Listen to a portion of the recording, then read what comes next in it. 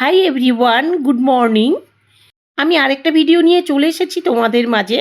আমি মনে করলাম বন্ধুরা তো স্নানের জন্য পাঠালাম, তা তো আমার ওই ভিডিওটা দেখে স্নানটা তো ঠিকঠাক করে নেবে, কিন্তু করার পরে যদি মন চায় যে আমি একটু মেলাতে ঘুরে আসি, সেটা কিভাবে যাবে সেইটাই দেখাবার জন্যে আজ আমার এই ভিডিও।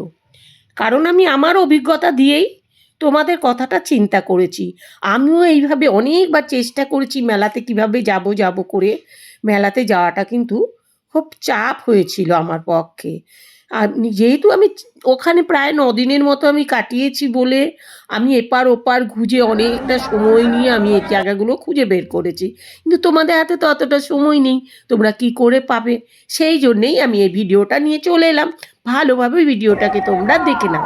এপারটায় রয়েছে তোমার 23, 24 আর 25, যা রয়েছে আড়েল ঘাট, সরস্বতী ঘাট।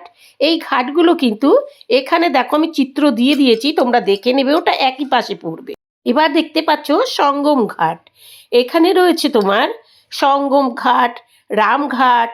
এইভাবে করে তোমার 1, 2, 3, 4 এইভাবে করে 9 সেক্টর পর্যন্ত এই পাটটাতে পেয়ে যাবে। শুয়ে থাকা বড় হনুমান, অক্ষয় বট, এইগুলো সব এ পাটটায় পাবে। দেখো আমি চিত্র দিয়ে দিয়েছি, একটু দেখে নাও।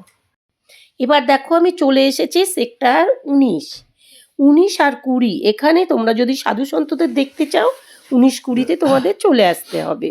আর এই দিকেই পেয়ে যাবে আর সব মানে নদীর উল্টো দিকটা জুসির দিকে। ওখান থেকে ধরো কত 10 থেকে 22 পর্যন্ত এই পাটটাতেই পেয়ে যাবে। তাও দেখো আমি ম্যাপ দিয়ে দিলাম, তোমরা ম্যাপে একটু দেখে নাও, সুবিধা হবে। আমি এখন রয়েছি সেক্টর 19-এ। মেলার কিছুটা অংশ ওপারে নদী, কিছুটা অংশে। আশা করি বন্ধুরা ভিডিওটা তোমাদের অনেক কাজে লাগবে। আমার ভিডিওর পাশে তোমরা যেমন করে আছো তেমন করে থেকো। আর যে এখনও সাবস্ক্রাইব করোনি, সাবস্ক্রাইব করে রাখো। আর পরবর্তী ব্লগের সাথে আবার দেখা হবে।